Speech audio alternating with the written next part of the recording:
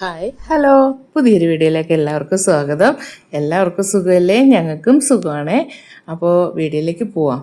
അപ്പോൾ ഇത് നമുക്ക് ഒരു പൈസ പോലും ചിലവില്ലാത്ത രീതിയിൽ നമുക്ക് നല്ലൊരു പോട്ടി മിക്സ് എങ്ങനെ തയ്യാറാക്കാം നോക്കാം. നമുക്കിപ്പോൾ ഈ പച്ചക്കറി ആയാലും ചെടികളായാലും ഒക്കെ നടുമ്പോൾ നമുക്ക് മണ്ണിളക്കമുള്ള പോട്ടി മിക്സ് ആയിരിക്കണം. കാരണം ചെടികൾ നന്നായിട്ട് വേരോടാൻ വേണ്ടിയിട്ടുള്ള പോട്ടി മിക്സ് ആയിരിക്കണം. അപ്പോൾ നമുക്ക് ഇത് വെറുതെ നമ്മൾ വലിച്ചെറിയുന്നത് അല്ലെങ്കിൽ ചുട്ട് കളയുന്നതൊക്കെ ആയിട്ടുള്ള ഒരു സാധനമാണ് കരിയില. ഇപ്പം ഞങ്ങളുടെ മുറ്റത്ത് തന്നെ ഒരു പ്ലാവുണ്ട്. ആ പ്ലാവിൽ നിന്ന് ഇഷ്ടംപോലെ കരിയില വീഴും. അപ്പം ഞാൻ കുറേയൊക്കെ ചാക്കിനകത്ത് വാരി വെക്കും. കാരണം ചട്ടിയിൽ നിറച്ചിട്ട് അതിൻ്റെ മുകളിലായിട്ട് പോട്ടി മിക്സ് ഇട്ട് കൊടുക്കും. അപ്പോൾ ഇതിൻ്റെ കൂട്ടത്തിൽ തന്നെ ഈ ചെടി കണ്ടില്ലേ, ഇത് നിറയെ പൂക്കളുണ്ടാവും. കാരണം ഇതിനകത്ത് ഞാൻ പ്രത്യേകിച്ച് വേറെ വളങ്ങളോ ഒന്നും ഇട്ട് കൊടുക്കാറില്ല. എന്താണെന്ന് വെച്ചാൽ ഇതിന് മുന്നേ ഞാൻ വേറൊരു വീഡിയോയിൽ കാണിച്ചിട്ടുണ്ടായിരുന്നു. ഒരു കെട്ട് പൂക്കൾ ഇതിൽ നിന്ന് ഞാൻ ഒടിച്ചെടുത്തിരുന്നു. അത്രയും പൂക്കൾ ഇതിനകത്ത് പിടിക്കും. അത്രയും ഹെൽത്തി ആയിട്ട് നിൽക്കുന്നൊരു ചെടിയാണ്. അപ്പോൾ ഞാൻ പ്രത്യേകിച്ച് വേറെ ഒരു വളം ഇട്ട് കൊടുക്കാറില്ല. ഇതിൻ്റെ ഈ കരിയില കിടക്കുന്ന അഴുകിയിട്ടുള്ള വളം മാത്രമേ ഉള്ളൂ അതിനകത്ത്. അപ്പോൾ അതുകൊണ്ടാണ് ഞാൻ പറഞ്ഞ അത്രയും നല്ലൊരു പോട്ടി മിക്സ് നമുക്ക് തയ്യാറാക്കാൻ പറ്റും. അപ്പോൾ അതിനായിട്ട് ഞാൻ എന്ത് ചെയ്യുമെന്ന് വെച്ചാൽ ഈ കരിയില കണ്ട ഇതേമാതിരി പൊടിഞ്ഞ് കിടക്കും. കരിയില തൂത്ത് കൂട്ടിയിട്ട് കുറേ ചാക്കിനകത്താക്കുമെന്ന് പറഞ്ഞല്ലോ. ബാക്കി വരുന്നത് ആ സൈഡിലായിട്ട് ഞാൻ തൂത്ത് കൂട്ടി വെക്കും. തൂത്ത് കൂട്ടിയിട്ടിട്ട് അതിന് മുകളിൽ ഞാൻ കുറച്ച് വെള്ളം തളിച്ചു കൊടുക്കും. വെള്ളം തളിച്ചു കൊടുക്കുമ്പോഴത്തേന് എന്ത് ചെയ്യുമെന്ന് വെച്ചാൽ ഉണങ്ങി കിടക്കുന്ന കരിയിലയൊക്കെ ഒന്ന് സ്മൂത്താവും. എന്നിട്ട് എന്ത് ചെയ്യും, അതിനകത്ത് കീടങ്ങളൊക്കെ വന്നിട്ട് അത് ദ്രവിച്ച് ഒരാഴ്ചയൊക്കെ ആകുമ്പോൾ തന്നെ നല്ലോണം ദ്രവിക്കാൻ തുടങ്ങും. അപ്പം ഞാൻ ഇതിൻ്റെ മുകളിലോട്ട് തന്നെ വീണ്ടും തൂത്ത് കൊണ്ടുവന്ന് ഇടുകയും ചെയ്യും. അപ്പോൾ അടിയിൽ കിടക്കുന്നതൊക്കെ നന്നായിട്ട് ദ്രവിച്ചു വരും. അപ്പോൾ വേറെ അതിനകത്ത് വേറെ ഒന്നും ഞാൻ ചെയ്യുന്നില്ല. ഇത്രയേ ഉള്ളൂ. നനച്ചു കൊടുക്കും. ഇടയ്ക്കിടയ്ക്ക് വെള്ളം കൂടുതൽ ഓരിയൊന്നും ഒഴിച്ചു കൊടുക്കില്ല, കുറേശ്ശെ തളിച്ചു കൊടുക്കുകയുള്ളൂ.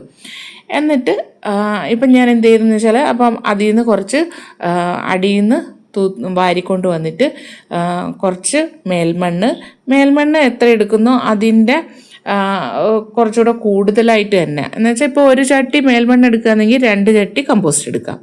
ആ രീതിയിൽ എടുത്തു. എന്നിട്ട് അതിനകത്തേക്ക് സ്യൂഡോമോണാസ് എല്ലാവർക്കും അറിയാമല്ലോ. ചെടികളൊക്കെ അഴുകാതിരിക്കാനും ഒക്കെ നല്ലൊരു ഇതാണേ സ്യൂഡോമോണാസ്. നമുക്ക് കൃഷിഭവനിൽ നിന്നൊക്കെ കിട്ടാറുണ്ട്.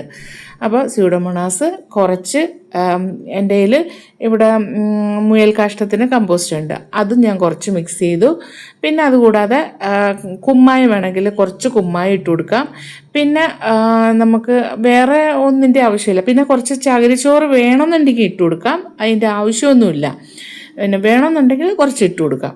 ഇത്രയും കൂടെ ചേർത്ത് ഒരു പോട്ടി മിക്സ് തയ്യാറാക്കി കഴിഞ്ഞാൽ നല്ല പച്ചക്കറി ആയാലും ചെടികളായാലും നന്നായിട്ട് തഴച്ച് വരും.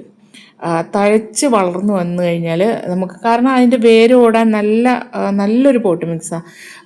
ഒരു പഞ്ഞി പോലെ ഉണ്ടാവും. അതിനകത്ത് ചെടികളുടെ വേര് നന്നായിട്ട് ഓടുകയും ചെയ്യും. അപ്പോൾ ചെടികൾ നന്നായിട്ട് വളരുകയും ചെയ്യും. അപ്പോൾ ഇതെല്ലാവരും ഒന്ന് ട്രൈ ചെയ്ത് നോക്കണം കേട്ടോ.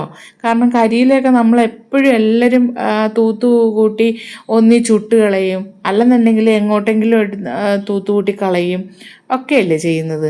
അപ്പോൾ ഇത് എല്ലാവരും ഒന്ന് ട്രൈ ചെയ്ത് നോക്കുക. പിന്നെ ഇനിയിപ്പം കുഴിയൊക്കെ ഉള്ളവർക്കാണെന്നുണ്ടെങ്കിൽ ഈ കരിയില തൂത്തുകൂട്ടി കുഴിയിൽ കൊണ്ടുവന്നിട്ടാൽ മതി. കൊണ്ടുവന്നിട്ടിട്ട് ഒന്ന് വെള്ളമൊക്കെ തളിച്ചു കൊടുത്തിട്ട് കുറച്ച് മുകളിലായിട്ട് കുറച്ച് മണ്ണും കൂടെ ഇട്ട് കൊടുത്തു കഴിഞ്ഞാൽ അത് ഇതിൽ നിന്നും കുറച്ചും കൂടെ നല്ല എഫക്റ്റ് കിട്ടുന്ന ഒരു പോട്ടി മിക്സ് ആവും, കമ്പോസ്റ്റ് ആവും. കാരണം അതിനകത്ത് ഈ മണ്ണിരയൊക്കെ ഇറങ്ങിയിട്ട് നന്നായിട്ട് പ്രവർത്തിക്കും. എല്ലാവരും ഈ പൈസ കൊടുത്ത് ചകിരിച്ചോറ് പെർലൈറ്റൊക്കെ മേടിക്കുന്ന സമയത്തിന് ഇതൊന്ന് ട്രൈ ചെയ്ത് നോക്കണേ. അപ്പോൾ ഇത്രയേ ഉള്ളൂ. വീഡിയോ ഇഷ്ടപ്പെട്ടാലൊന്ന് ലൈക്ക് ചെയ്യണേ, കമൻറ്റ് ചെയ്യണേ, സബ്സ്ക്രൈബും ചെയ്യണേ. Okay, thank you.